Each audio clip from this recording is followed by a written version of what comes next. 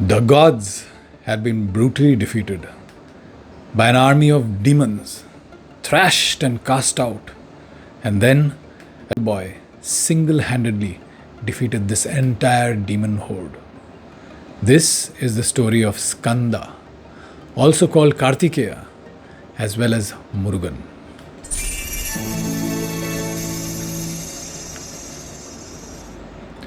The birth of Skanda is a tectonic cosmic event in itself. He came into being when Lord Shiva and Parvati united.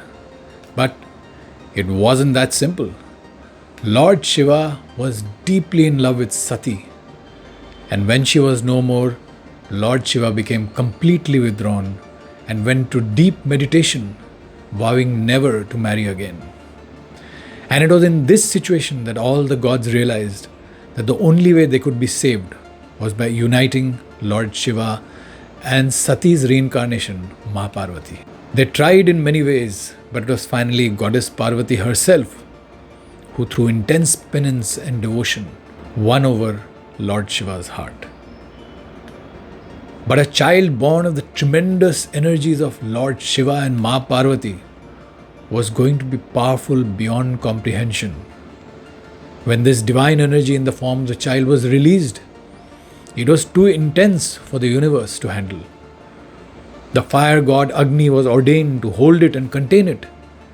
He did it for many, many years, but he was overwhelmed and he transferred this seed of energy to Ma Ganga, who again managed to hold it for many, many years.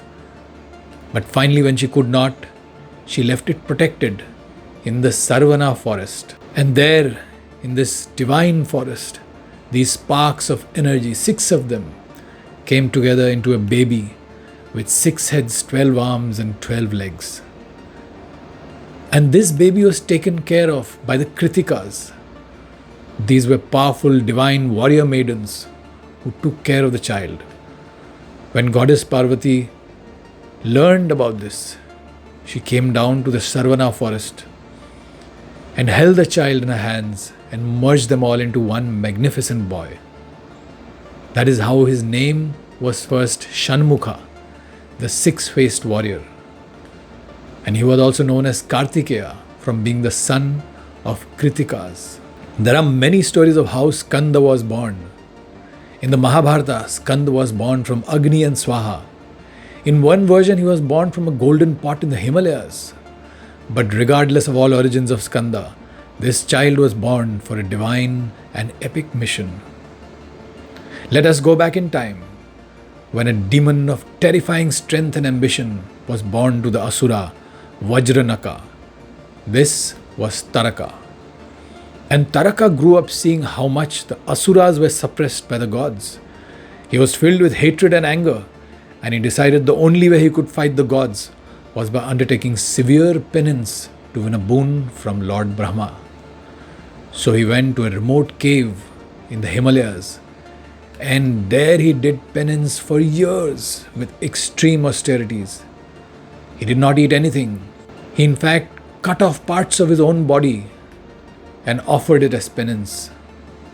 After years and years of intense austerities, Lord Brahma finally appeared and told him that he would grant him a boon. Taraka immediately asked for immortality and protection from death from anyone or anything.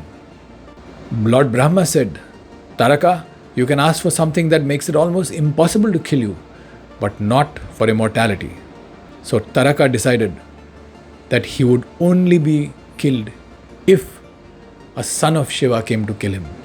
He thought he was safe because he knew that Lord Shiva had completely renounced worldly life, that he had decided to no longer marry and definitely not to have any children. So there was no chance that Lord Shiva would have a son. Lord Brahma granted him this boon.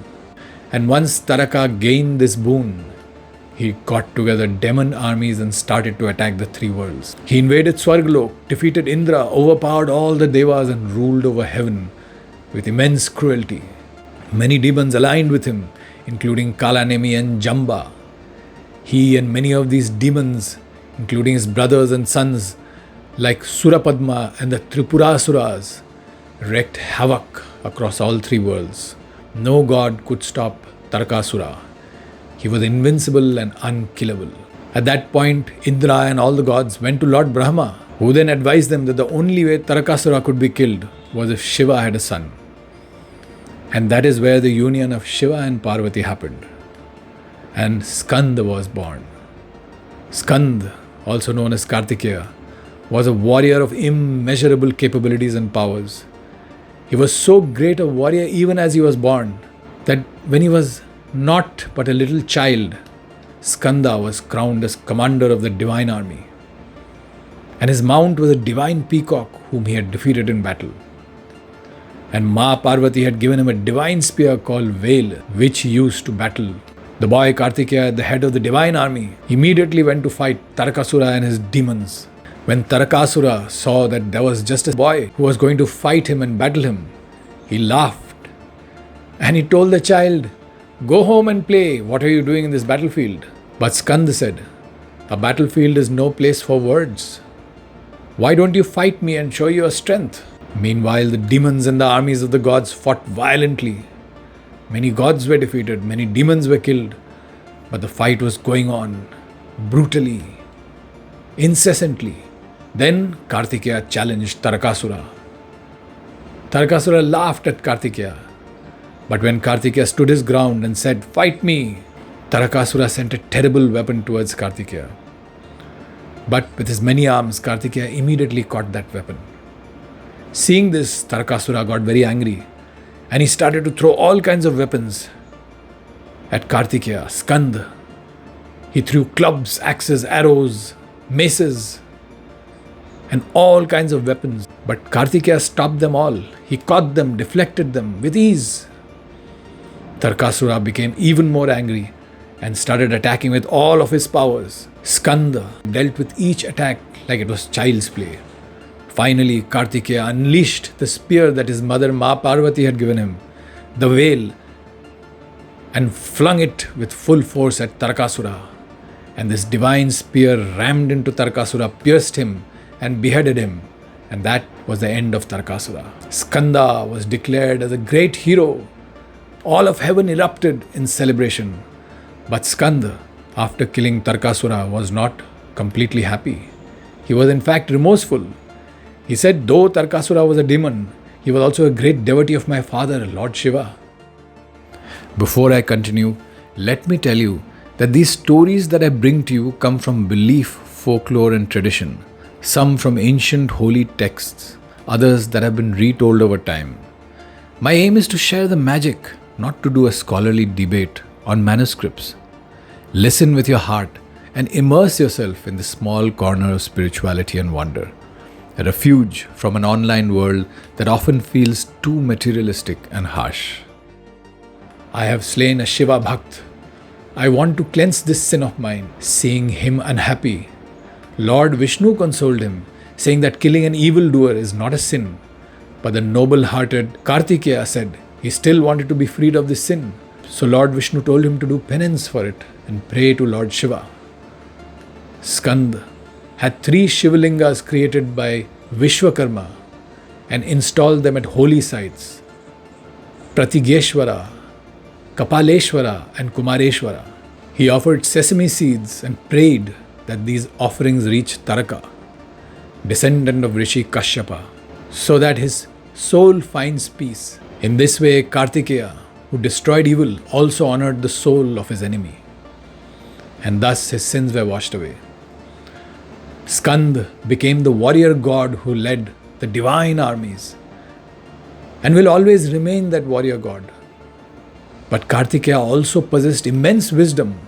Once, when the meaning of Om was being discussed, Kartikeya was displeased with how Brahma had taken it lightly, and in his anger, he imprisoned Brahma. Then Lord Shiva came and asked Kartikeya what had happened. Why had he done this? Kartikeya explained that he was not happy with how the meaning of Om had been explained by Lord Brahma. So Lord Shiva said, "Why don't you explain it to me?" So Kartikeya went and told Lord Shiva in his ear the true meaning of Om. And it was something that Lord Shiva learned from Kartikeya, which made him, Skanda Kartikeya, a guru to Lord Shiva, his own father.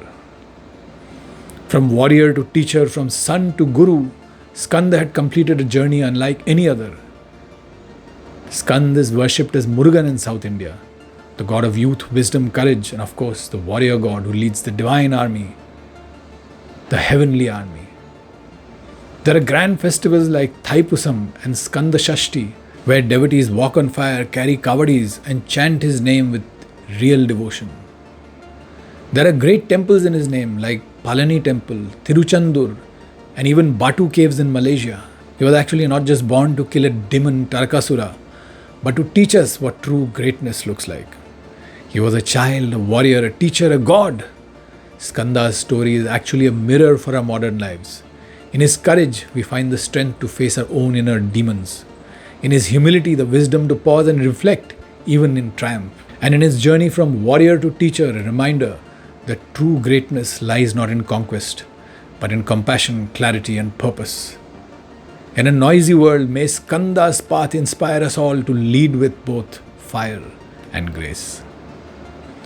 If this retelling from the great epics touched you, do like, share, and subscribe to Mythical Lights, because that is what keeps us going, keeps us inspired to create more videos like this one.